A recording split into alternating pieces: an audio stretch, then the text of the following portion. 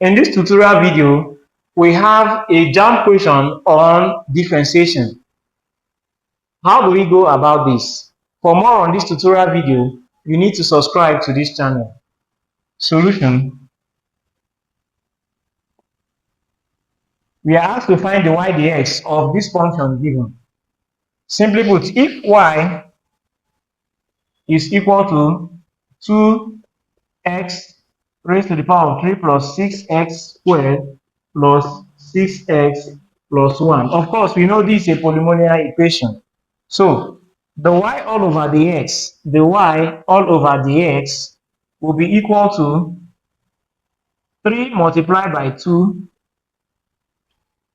3 multiplied by 2x raised to the power of 3 minus 1 plus 2 multiplied by 6 x raised to the power of 2 minus 1 plus 6.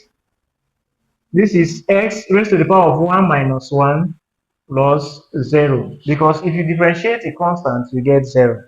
So the next thing to do, we come over to this side. The y all over the x will be equal to, it's just to rearrange all we have written here. To rearrange this, we say 3 times 2. 3 times 2 is 6. X raised to the power of 3 minus 1 is 2. Also, 2 times 6 is 12. So we write plus 12 x raised to the power of 2 minus 1 is 1. So we leave it as this. Plus 6 multiplied by x raised to the power of 1 minus 1. 1 minus 1 is 0. And anything raised to the power of 0 is 1. So we have 6 multiplied by 1, which is 6. It then means that 6x raised to the power of 2 plus 12x plus 6 becomes our answer to the given question.